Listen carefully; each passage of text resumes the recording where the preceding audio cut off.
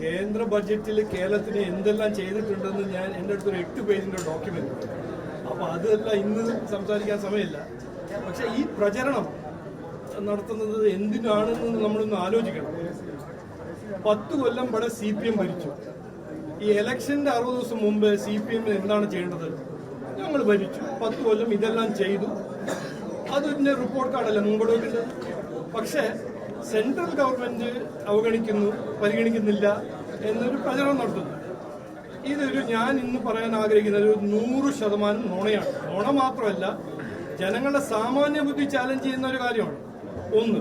രണ്ടാമത്, ഇതിന്റെ ഒപ്പം കോൺഗ്രസിന്റെ പ്രചരണം, അതിനെക്കുറിച്ച് എനിക്ക് പറയാൻ ഒരു കാര്യമുണ്ട്. 2011 മുതൽ 2016 വരെ ഭരിച്ചത് കോൺഗ്രസ് ഗവൺമെന്റ് ആയിരുന്നു.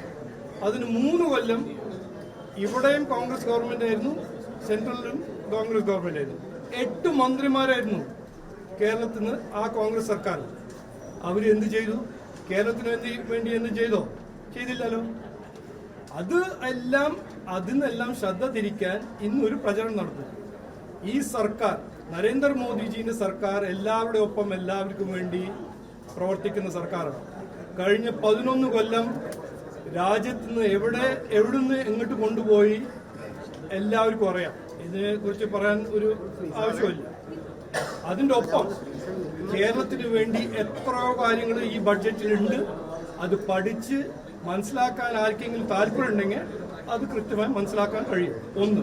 രണ്ടാമത്തത്, ഇന്ന് 3:30 മണിക്ക് നമ്മുടെ സെൻട്രൽ റെയിൽവേ മിനിസ്റ്റർ കേരള മീഡിയനെ മീറ്റ് ചെയ്യുന്നുണ്ട്. അദ്ദേഹം കൃത്യമായി ഇതിനെക്കുറിച്ചെല്ലാം അവതരിപ്പിക്കും, സംസാരിക്കും. അപ്പോൾ ഡീറ്റെയിൽ ഇന്ന് ഞാൻ പറയുന്നില്ല. പക്ഷേ കേരളത്തിന് വേണ്ടി എന്തെല്ലാം ഈ ബഡ്ജറ്റിലുണ്ട് ഒരു സംശയം ആർക്കും ഉണ്ടാകാൻ പാടില്ല. എത്രയോ കാര്യങ്ങളുണ്ട്. പക്ഷേ അതിനെ നടപ്പിലാക്കാൻ ഈ സംസ്ഥാന സർക്കാരിന് കപ്പാസിറ്റി ഉണ്ടോ ഇല്ലയോ എന്ന് ചോദിക്കണം. ഇതുവരെ എന്തുകൊണ്ട് കൊടുത്ത പദ്ധതികളും അവർ നടപ്പിലാക്കാൻ അവർക്ക് കഴിയുന്നില്ല? ഇത് ചോദിക്കണം. ഇതൊരു ചോദ്യമാണ്.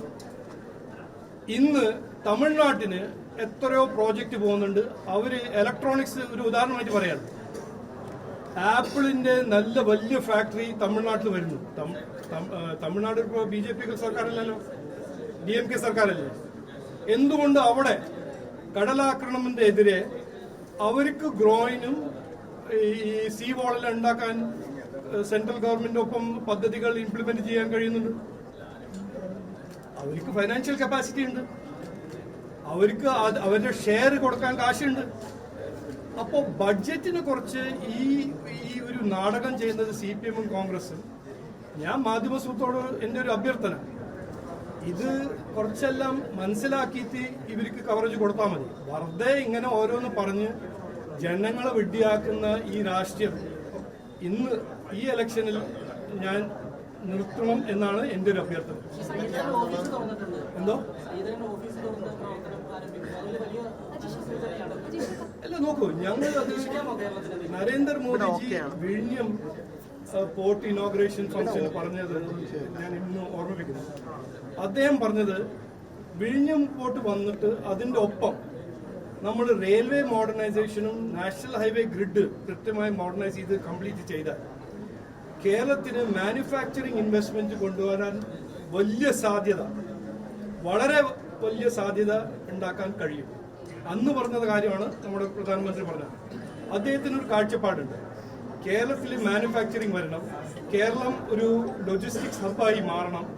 അതിനെല്ലാം കുറെ കാര്യങ്ങൾ ചെയ്യാനുണ്ട്. പക്ഷേ ആ കാര്യങ്ങൾ ചെയ്യാൻ കഴിവും താല്പര്യവും ഇപ്പോഴത്തെ സംസ്ഥാന സർക്കാരിന് ഇല്ല എന്നാണ് എൻ്റെ അഭിപ്രായം. അതിൻ്റെ ഒപ്പം കോൺഗ്രസ് വന്നാലും CPM വന്നാലും അവർക്ക് രണ്ടുപേർക്കും, അത് കർണാടകയിൽ നമ്മൾ കാണുന്നുണ്ടല്ലോ, അവർക്ക് വികസനമല്ല അവരുടെ പ്രയോറിറ്റി. അവർക്ക് രാഷ്ട്രീയവും വിവാദ രാഷ്ട്രീയവും അഴിമതിയാണ് അവരുടെ പ്രയോറിറ്റി. അതുകൊണ്ടാണ് ഞാൻ ഇന്നലെ പറഞ്ഞത്, ഈ വികസന കാഴ്ചപ്പാട് ഈ വികസന കാഴ്ചപ്പാടിനെ യാഥാർത്ഥ്യമാക്കാൻ ഇവിടെ ഒരു ഡബിൾ എഞ്ചിൻ സർക്കാർ വേണം. BJP NDA സർക്കാർ വന്നാൽ ഇതെല്ലാം നടക്കും.